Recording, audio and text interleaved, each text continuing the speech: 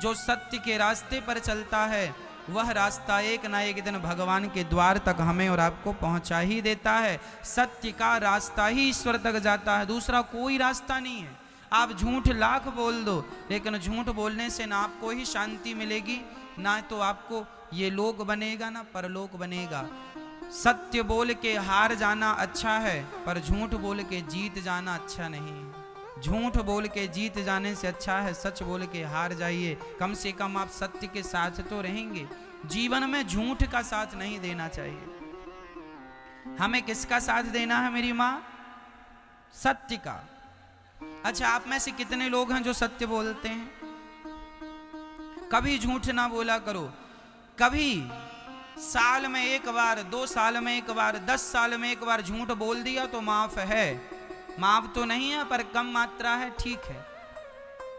1 litre दूध में यदि आपने 2 बूंद पानी मिला दिया तो कोई फर्क नहीं पड़ता। 1 लीटर दूध में 2 बूंद पानी मिला दिया कोई फर्क पड़ेगा, पर 1 लीटर दूध में 1 लीटर ही पानी मिला दिया तो फर्क पड़ेगा। जीवन में 2-4 बार झूठ बोल दिया तो कोई फर्क नहीं पड़ता। छोटा सा पाप है, नष्ट हो जाएगा तुम्हारे पुण्य से, पर पाप ही पाप है तो दंड ज्यादा होगा। इसलिए झूठ की मात्रा कम कर दीजिए। असत्य की, एक सज्जन बोले महाराज जी हम सच बोलेंगे तो हमारा बिजनेस ही नहीं चलेगा, हमारा व्यापार ही नहीं चलेगा, हमारी दुकान ही नहीं चलेगी। हमने कहा भाई जब झूठ बोलने से तेरी दुकान इतनी चलती है तो सोच तू सत्य का सहारा लेगा तो और कितनी दुकान चलेगी तेरी। यदि झूठ तुझे इतना आगे ले गया तो सोच सच तुझे कितना आगे ले जाएगा। पर विडंबना तो यह है, लोगों को झूठ पर तो भरोसा है पर सत्य पे भरोसा नहीं है। और मैं आपसे एक निवेदन करूंगा कि जीवन में सत्य ही आपको आगे ले जाएगा। यदि झूठ की इमारत आपने बना रखी है तो झूठ की इमारत बहुत जल्दी धराशायी हो जाती है, क्योंकि वह मजबूत नहीं होती। सत्य की नींव बड़ी मजबूत होती है मेरी माँ। सत्य के रास्ते पर चलोगे तो सदियां गुजर जाएंगी, समाज तुम्हें पूजना बंद नहीं करेगा। यदि झूठ के रास्ते पर चलोगे, रावण झूठ के रास्ते पर चलता था, राम जी सत्य के रास्ते पर चलते थे। सत्य के रास्ते पर चलते थे तो लोग मंदिर बना के पूजते हैं, और झूठ के रास्ते पर रावण चलता था तो गली गली पुतले जलाए जाते हैं। यह है झूठ का परिणाम। तुम बोलोगे झूठ, परिणाम क्या होगा?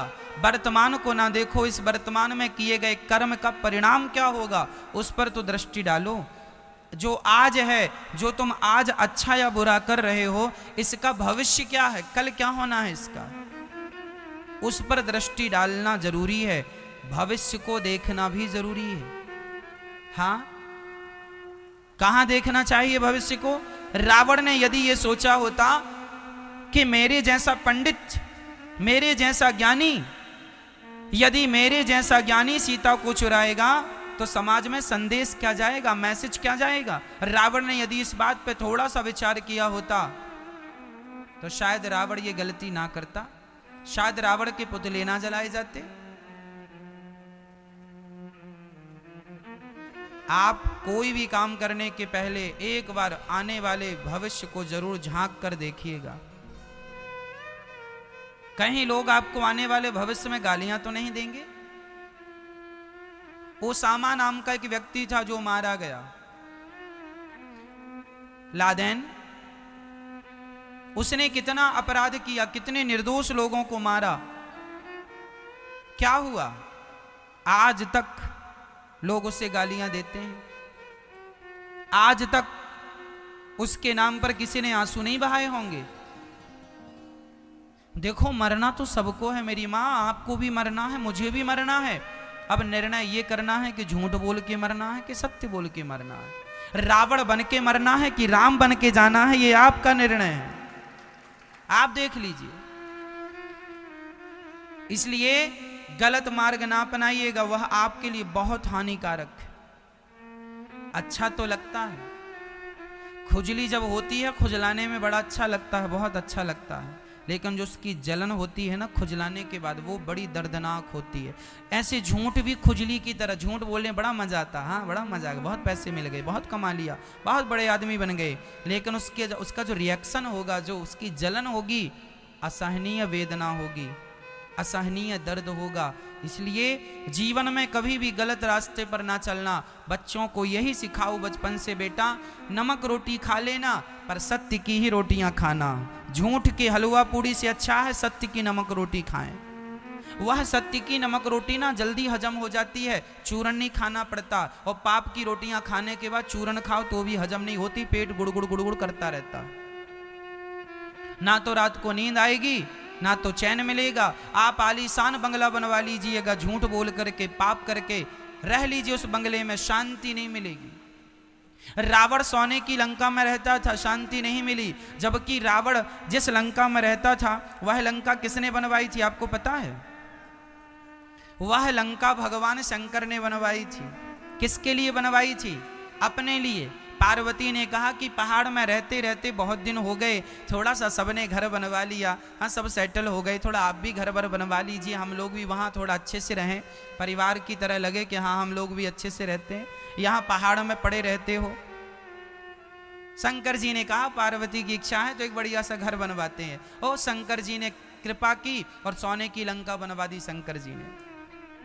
और गृह प्रवेश, अब घर बनाया तो गृह प्रवेश के लिए पंडित जी, तो शंकर जी बोले इस समय बढ़िया पंडित जी रावण ही हैं। रावण को बुलाया, आओ पंडित जी जरा गृह प्रवेश कराओ। तो रावण ने गृह प्रवेश कराया। शंकर जी ने कहा बताओ दक्षिणा में क्या चाहिए? लंका। रावण बोला ये लंका बड़ी अच्छी, जो आपका घर है आप क्या करेंगे, आप तो अवगढ़दानी है, आप जहां रहते थे वहीं रहिए, ये हमें दे दीजिए। पार्वती ने बोला हे भगवान कैसा पंडित है, गृह प्रवेश में घर ही मांग लिया। तो माता पार्वती, शंकर जी बोले अब तो दे दिया हमने। पार्वती से कहा चलो वहीं जहां थे। पार्वती जी ने श्राप दे दिया, मूर्ख इतना लालची है तू, जा दूसरों के घर में कब्जा करता है, रहेगा जरूर इस लंका में पर तुझे शांति नहीं मिलेगी। जिस दिन से रावण लंका में शिफ्ट हुआ अपना सामान लेकर, उस दिन से रावण उस लंका में सुखी नहीं रहा। आपको क्या लगता है दूसरों की संपत्ति हड़प लेने से सुख मिल जाएगा?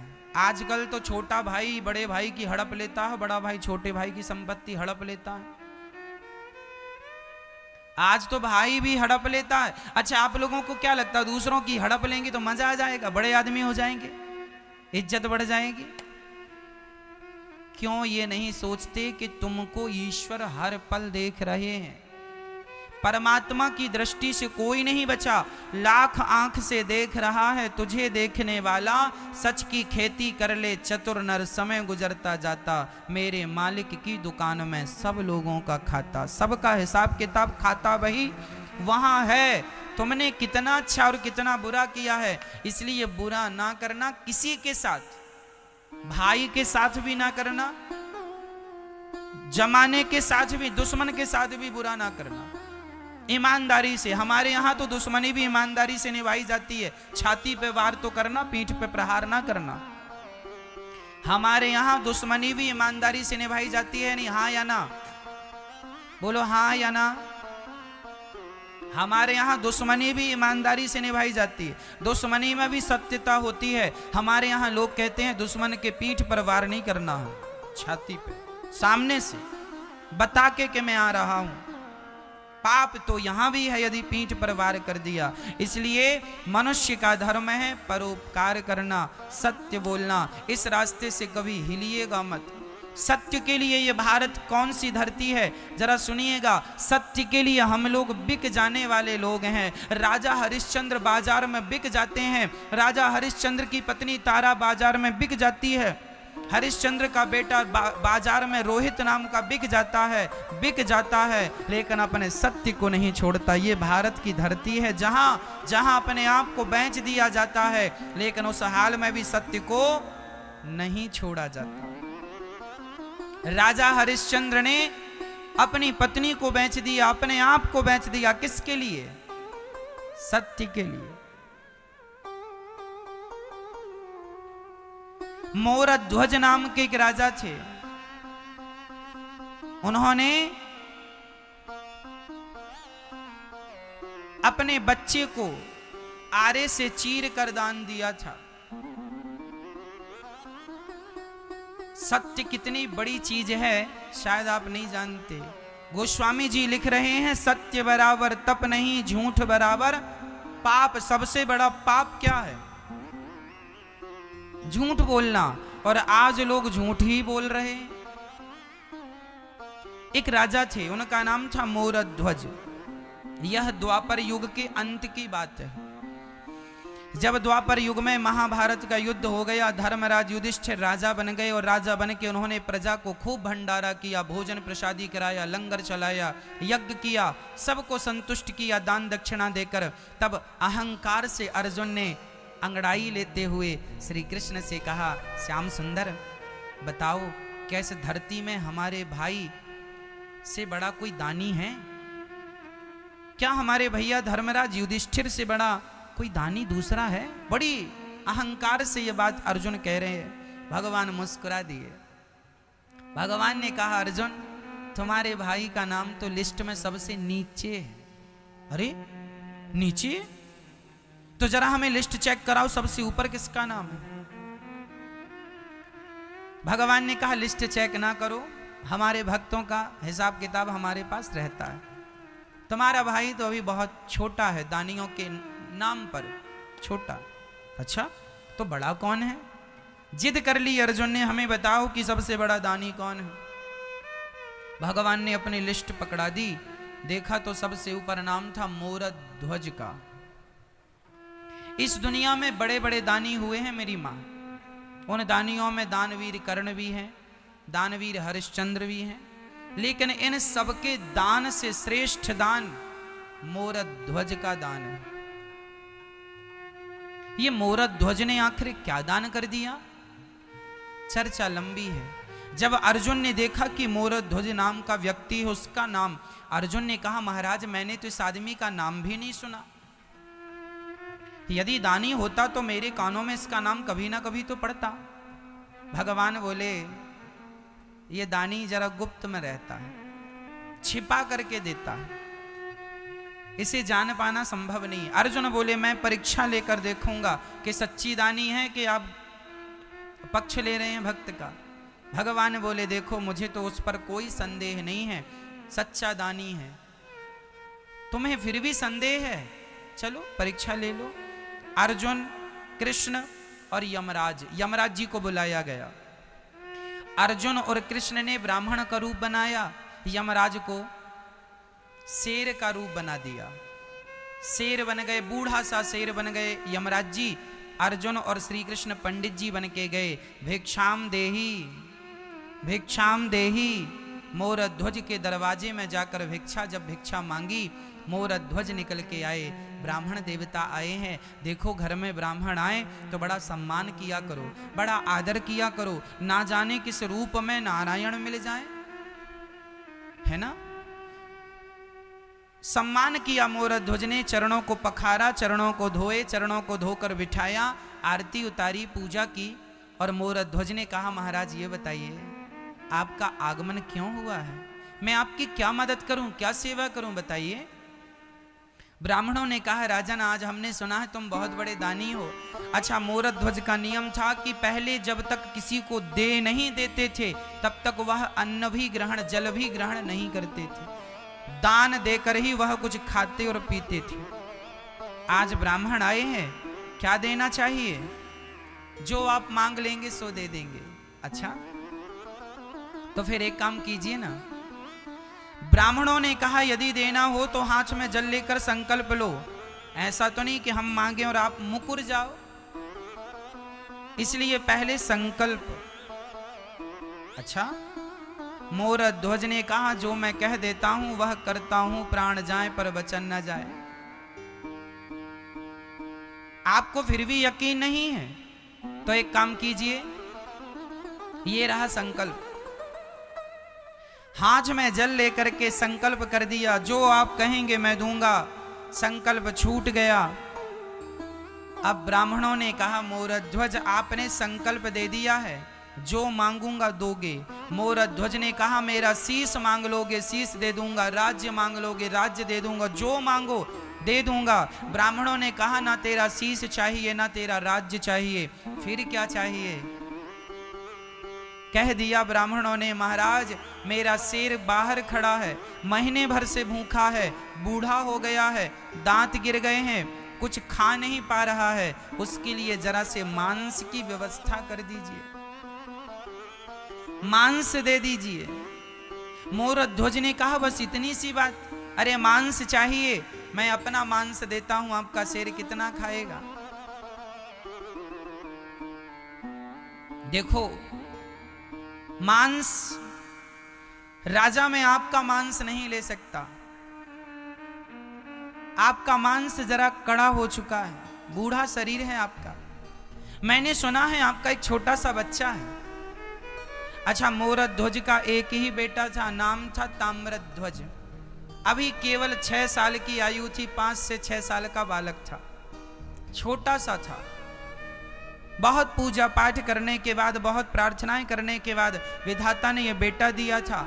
ब्राह्मण कह रहे हैं कि आप अपने बेटे का मांस हमारे शेर को डालो, शेर बूढ़ा हो गया है, दांत टूट गए हैं, तो वह कड़ा मांस नहीं खाता, बच्चों का मांस जरा कोमल होता है, तो बच्चे का मांस दीजिए। पर शर्त एक और है। क्या शर्त है? बोले, हमारे शेर के दांत नहीं है तो वह मांस फाड़ नहीं सकता, तो आपको ही अपने बच्चे के टुकड़े टुकड़े करने होंगे,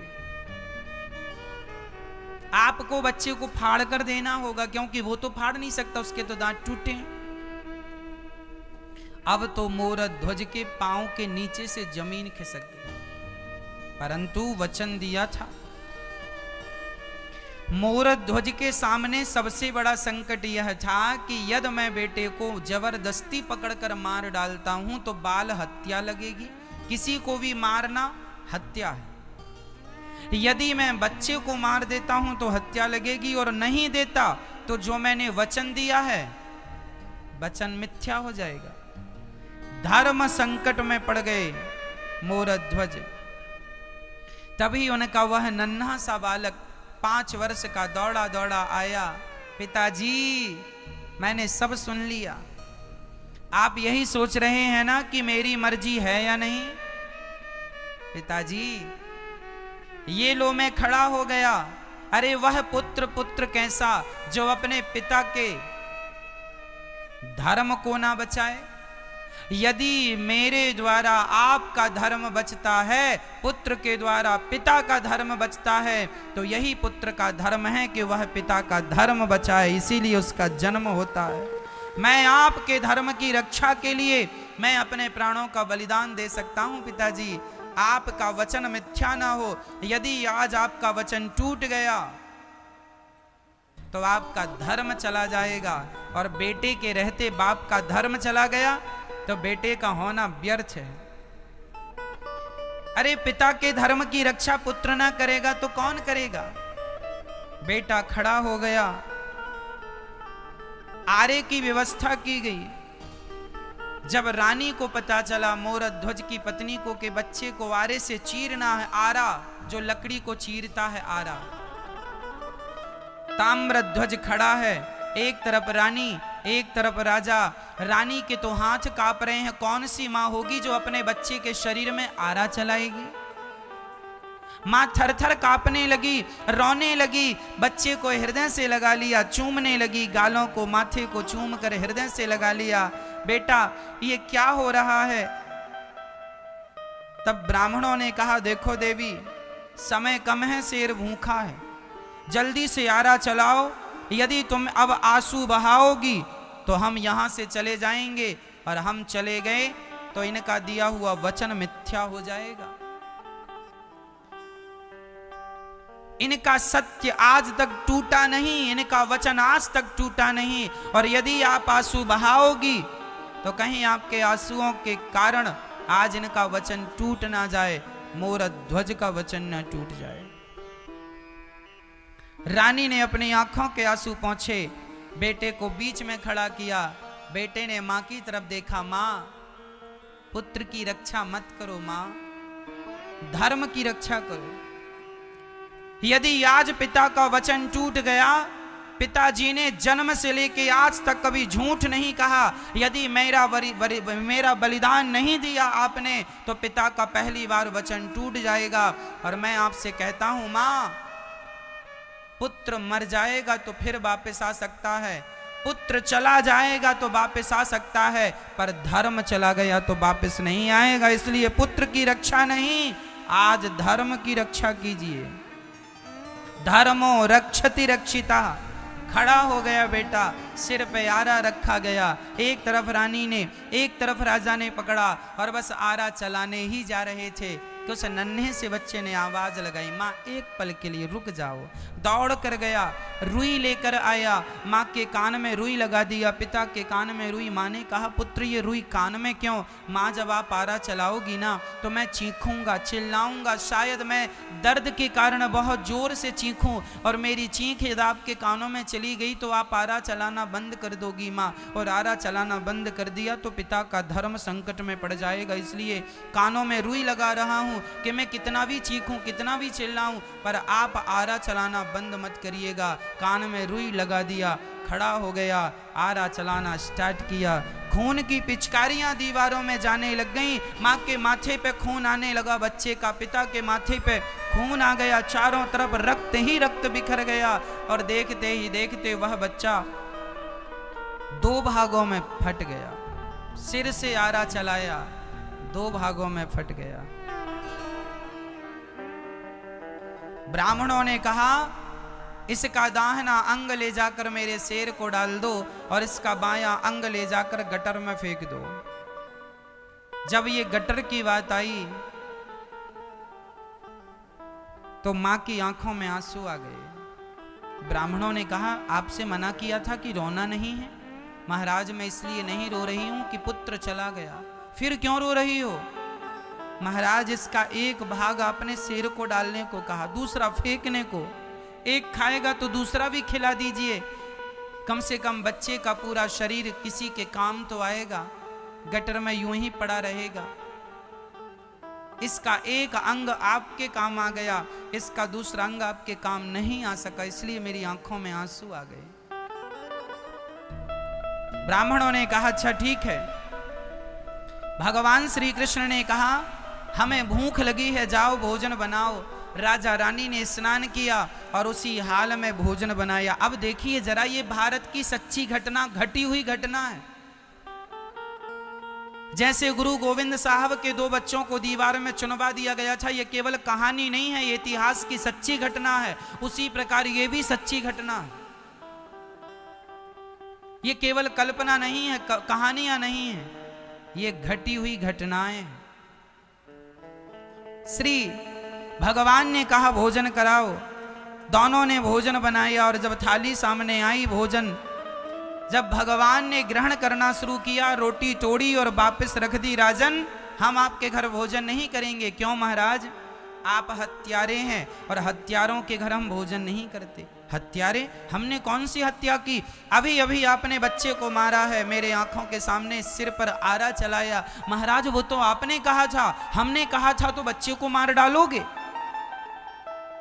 महाराज सत्य के लिए, अरे अच्छा, अपने सत्य के लिए बच्चे की जान ले ली? तुम हत्यारे हो, कुछ भी कहो, हम तुम्हारे घर भोजन नहीं करेंगे, जा रहे हैं। और ब्राह्मण जब जाने लगे, मोर ध्वज रोने लगे। पहली बार मेरे द्वार से कोई ब्राह्मण भूखा जा रहा है, पहली बार मेरे दरवाजे से कोई ब्राह्मण नाराज होकर जा रहा है। महाराज, आपके दरवाजे से जब कोई भूखा चला जाता है तो वह भूखा व्यक्ति आपका सारा पुण्य अपने साथ ले चला जाता है, लेकर चला जाता है। कोशिश कीजिएगा कि आपके दरवाजे से कोई भूखा ना जाए। यही हम गृहस्थ लोगों का परम धर्म है, अतिथि देवो भव। मोर ध्वज ने भगवान की तरफ देखा, हे विधाता, यदि मैंने आज तक किसी का अपनी वाणी से, अपने मन से, अपने कर्म से दिल ना दुखाया हो, तो हे विधाता, मुझ में ये कलंक लगा झूठा कि मैंने पुत्र की हत्या की है। हे विधाता मुझे इस कलंक से बचा लो, मैं सब सह सकता हूँ पर अपने माथे पे कलंक नहीं सह सकता। हे विधाता मेरा पुत्र मुझे लौटा दो, यदि नहीं लौटाया तो जमाना सच कहेगा, सच्ची यही कहेगा कैसा पिता था उसने अपने पुत्र को मार डाला। बेटा ताम्रध्वज, बेटा एक बार तू जिंदा होकर अपने पिता के धर्म को बचा ले। और ये कहकर मोरध्वज मूर्छित होकर गिर पड़े।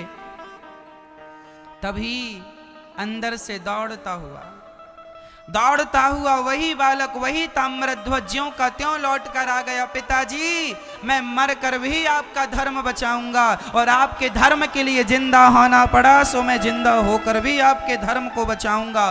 दौड़ कर आ गया और अपने पिता के हृदय से लग गया। पिता ने देखा तो ना वहाँ कोई शेर था ना कोई ब्राह्मण थे, वहाँ तो भगवान श्री कृष्ण खड़े थे और अर्जुन आंखों में आंसू लिए खड़े थे। अर्जुन मोरध्वज के चरणों में गिर पड़े, महाराज क्षमा कर दो, सच्ची कहा था भगवान ने कि आपके जैसा दानी कोई नहीं है। अरे धन का दान बड़ा नहीं है, शरीर का दान बड़ा नहीं है, अपना माथा भी अपना सिर भी काट के चढ़ा देना बड़ा नहीं है, लेकिन अपने पुत्र का दान, अरे पुत्र का दान करना भी बड़ी बात नहीं है। पर पुत्र का दान इस प्रकार आरे से चीर कर कोई पिता दे सकता है तो केवल मोरध्वज है। मोरध्वज की आंखों में आंसू आ गए। भगवान से कहा प्रभु आप हैं, क्या आपको मुझ पर विश्वास नहीं था कि मैं आपके कभी सत्य को टूटने नहीं देने वाला हूं? भगवान ने मुस्कुराते हुए कहा मोरध्वज यदि मैं जमाने से कहता कि तू सबसे बड़ा दानी है, तुझे कोई दानी नहीं स्वीकार करता, पर आज तूने सिद्ध करके बता दिया कि तेरे जैसा दानी ना भूतो ना भविष्यति, ना हुआ था ना कभी होगा। इसलिए मोरध्वज का नाम दानियों में सर्वश्रेष्ठ दानियों की लिस्ट में इनका नाम। अपने बच्चे को वारे से चीर कर दे दिया, लेकिन धर्म को नहीं जाने दिया, सत्य को नहीं जाने दिया। अब यहां मैं आपको एक सारांश सुनाता हूं। मोरध्वज ने किसकी रक्षा की? धर्म की। मोरध्वज ने किसकी रक्षा की? और धर्म की रक्षा जब उन्होंने की तो उनका मरा हुआ बेटा जिंदा हो गया कि नहीं? मरे हुए बेटे को जिंदा किसने किया? जब आप धर्म की रक्षा करते हैं तो वही धर्म जिसकी आपने रक्षा की वही धर्म आपकी भी रक्षा करता है। धर्मो रक्षति रक्षिता। यदि आप धर्म की रक्षा नहीं करेंगे तो धर्म भी आपकी रक्षा नहीं करेगा। सत्य की रक्षा आप करेंगे तो सत्य भी आपकी रक्षा करेगा। इसलिए सत्य के रास्ते पर चलना है। ये भारत वही भारत है, ये मिट्टी वही मिट्टी है जहां सत्य के लिए मर गए, मिट गए, लेकिन सत्य को नहीं जाने दिया। इसलिए प्रार्थना करता हूं 1000, 2000, लाख, 2 लाख, 10 लाख के लिए झूठ ना बोला करो। 10 लाख भी तुम झूठ बोल के कमा लोगे तो 10 लाख 10 दिन में खत्म हो जाएगा, लेकिन जो झूठ बोल के 10 लाख कमाया है वो 10 जन्मों में भी खत्म होने वाला नहीं। वह झूठ का परिणाम मिलेगा और वह दंड भोगना पड़ेगा। पैसे खत्म हो जाते हैं मां, पर पाप खत्म नहीं होता। पापों का दंड तो हमें भोगना ही पड़ता है। बच्चों को सिखाइए कि वह झूठ ना बोला करें, असत्य ना बोला करें, सदा सत्य का सहारा लिया करें, आश्रित सत्य का आसरा लिया करें। सत्य की शरण में जो रहता है, सत्य कौन?